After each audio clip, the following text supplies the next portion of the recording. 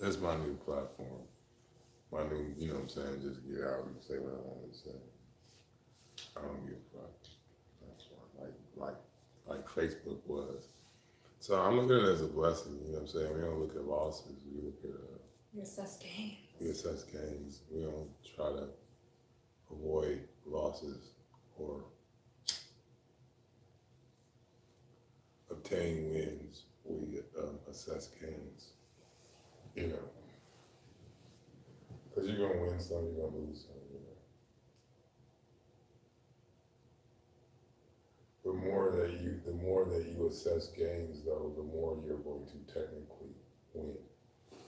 Because the reason why you assess gains is so that you can determine um, the best course of action, like we were talking about earlier, the efficient expenditure of energy. That's logic. That's reason. Reason is what we call in the nation, or in they call it 5%, or we call it 5% nation, which is 120 is zigzag zig. Knowledge, wisdom, understanding. Now, energy doesn't travel in a straight line. Doesn't. Yeah, it doesn't travel in a straight line. Takes the shortest, the Path path of of least least resistance. resistance. Thank you, It's like black people's hair versus straight hair. babe. Even though some black people have straight hair. The most, yeah, the most efficient expenditure is the path of least resistance. So, and that's something that nature is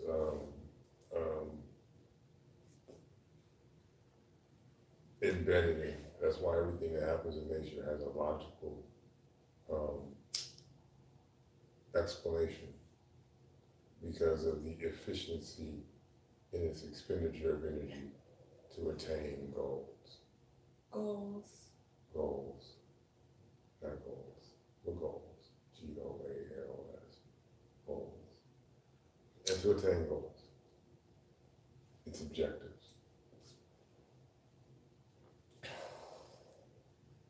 So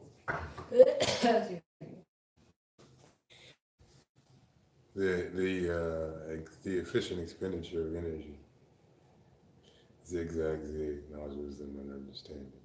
And from knowledge, wisdom, and understanding, one derives reason, the ability to utilize logic is to reason. In the Bible, they said that, sit down like this, Yeah. sit down and reason with me. So, yeah, I just feel these moments where it's like I gotta express certain information, you know, I'm compelled to express this information And it might help somebody because it might help somebody. It helps me, to articulate. yeah, to articulate. It's practice. Yeah, it's practice. It gives me better understanding of the information, um, and I'm articulating. It gives me a better, comprehension of it. So it's a circuit rotation. So, It's kind of like homework from the manager, like this is your homework. Like you have to yeah, make sure that you understand these concepts. right, Because saying it out loud gives you a different perspective than when it's just in your head. right. Manager, if you're not familiar with uh, the care the Kemetic or Natarian um, uh, religious system or philosophical system from ancient Kemet or ancient Egypt, how we know the nebrature or the netature as a nature, we refer to as netature. Um, that aspect of the all in all, which you would also refer to as Allah as the all in all, but the netature is that all in all as it applies to human agency, the Sophia, the supreme wisdom. So we don't worship Allah in parts. We see the dualistic aspects. We don't see the dualistic aspects. We see the pluralistic aspects. We don't worship them in parts, in whole. And when we say worship, we mean reverently we study them in parts.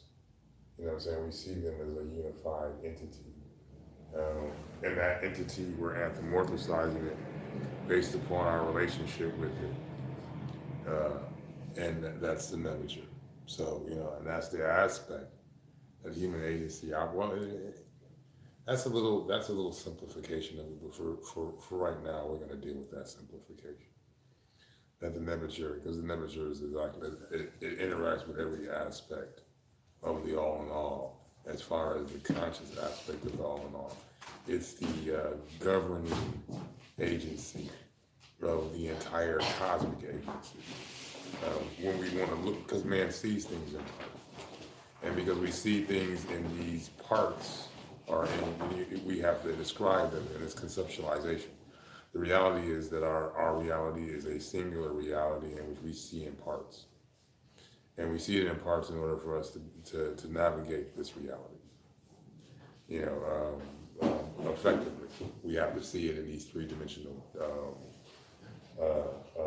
terms in order to better navigate the reality in which we live in. So, so a lot of this is simplifying a wholeness that is divided as a result of it being perceived through a human physiology. And that goes back to the indirect inference, you know, and the direct versus direct inference, kinesthetic perception versus sensory perception. And the reasons why human beings have these physiological limitations in relationship to its cognitive awareness of its reality versus other animals, and its need and man's need to have a method of reconnecting to the reality in which he's derived from. His incompatibility with his environment from a physiological standpoint, but the cognitive adaptation to compensate for that limitation, you know, our ability to create tools, manipulate our environment, is the maximum, is the compensation for that physiological deficiency that we're bipedal primates in a environment that is more conducive to quadrupedic mammals across the board. And so therefore, we have been given this cognitive compensation, which allows us to massively manipulate our environment unlike any other animal or species on the planet. So therefore, it has led to a certain disconnect, our ability to massively adapt our environment from the environment itself. And where the environment has developed the means for us to better adapt to it and relate to it by giving us these two different perceptions, one more of a healthy perception, which is the all-in-all perception, this pan-atheist perception of reality, versus this theist view of reality, or you know, this monotheist, or more of a monolithic polytheist viewpoint, in which one cultural perception of God or the creator, or what we would call this consciousness, the nature conscious interface, human nature conscious interface, which nature has had just developed as a result means of a mimetic connection with humanity, as a result of man's disconnect from the environment, that man as a whole cannot non-locally communicate with its environment, that we can only non-locally communicate with our environment as individuals in this thing called feedback loops, you know, and through a series of feedback loops that are primarily processed through our sensory processors, which are not that have that have physiological limitations that have to be compensated by our intelligence. So our what we call our intelligence, our combined our macro epistemology, and what aspect of our macro epistemology any one of us, I guess, develop, through our, what I'm saying, maturation process. Now, I'm saying this in these technical terms because I guess it's the best way to say it. It is because it's of that degree, and I'm realizing that there's certain words that you have to use and certain means, 'cause I mean, I could have said that, what I'm saying, with less technical terms, but it wouldn't have had the impact that it had, or wouldn't have relayed the message that it was meant to relay without using those technical, more technical metaphors. And see, again, the more intelligent our expression is, um, the more tightly the metaphors that we have to utilize, the more technical. Oh wow, the technical our vocabulary. That's the great thing about English is English starts to separate these distinctions about human communication, and the indicators of human communication are the indicators of human communication in human language. And again, back to that non-local thing. I mean, we have to express our non-local um, our non-local communication with the environment, um, conceptually when we describe it locally. And it's the only way we can describe it, and it can be described to us as is conceptually. You know what I'm saying? Even though there is this innate awareness about, to whatever degree, about our environment in relationship to our non-local communication with our environment. We can't share that non-local experience non-locally, telepathically. You know, with I mean, to some degree we do, depending on how heightened our kinesthetic awareness is, our spatial and bodily awareness is of our own and others. We do express this shit to some degree non-locally, but for the most part, we have to express it through a local language system, our communication system, which we refer to as language. So I mean, that's wow, that's some deep shit I was on right there. Always. Yeah, I guess, yeah. It's nothing new. It is not, but I'm just like, wow. How deep does this rabbit hole go? How Nigga? deep Like, is it? damn. It's ongoing. It's ongoing.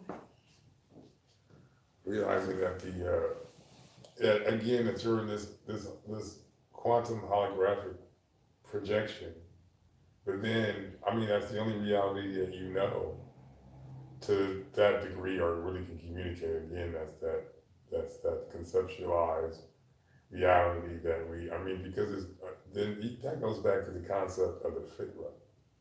In the Islamic concept of fitra, the means in which we're guided, what we're guided by, and then that goes into frequencies.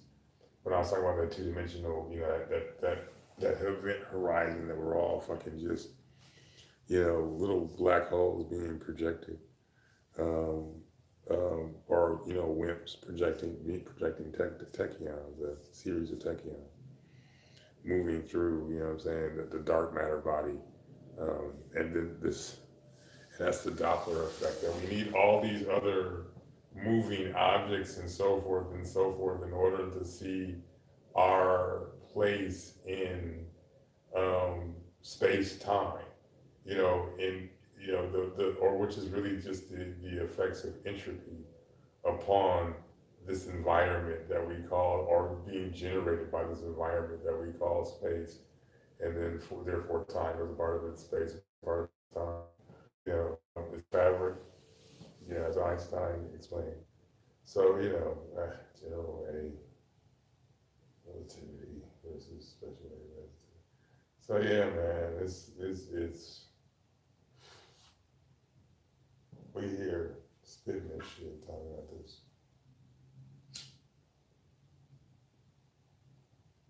Talking about the universe. The universe.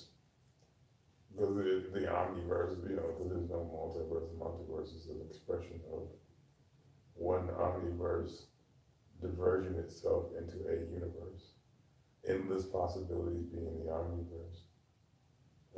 Diverging itself through multiple possibilities into the only probable universe that becomes, our reality.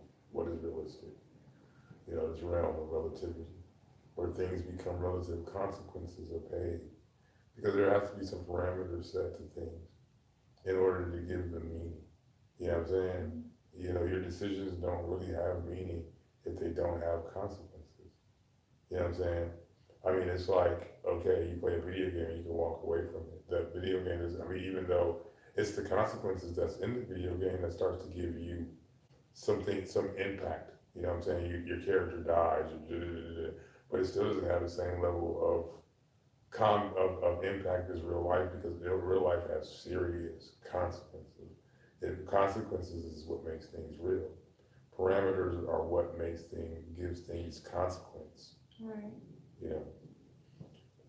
It's the rules. If you break the rules, you know what I'm saying, consequences, you know what I'm saying, those are the parameters. Laws. So universe is giving itself laws to operate in order to give itself consequence, in order to give meaning to its actions. You know what I'm saying? And then we are microcosms of that, microcosmic, reflections of that desire of the cosmic consciousness. Amit Goswami's, ground consciousness. That goes into an sound and unsound ground conscious interaction. One side of the information process interacting on the other, giving space to the other to grow, for lack of a better word, right now, through cause and effect, or through trial and error.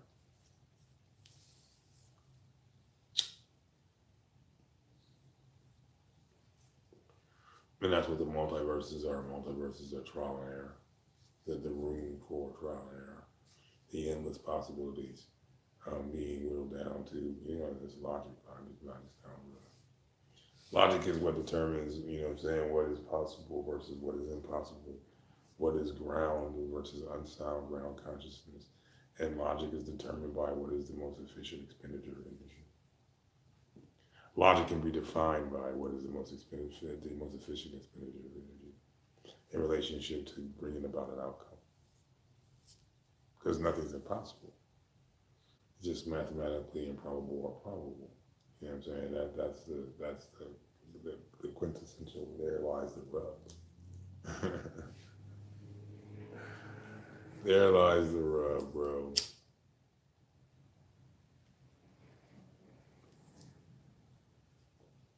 Charlie Brown, he's a clown. Why is everybody always picking on me?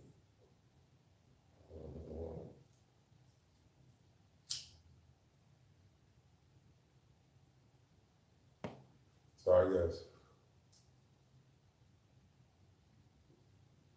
that's enough brainstorming for right now. I'll get back later. Just leaving my head up. Good joint.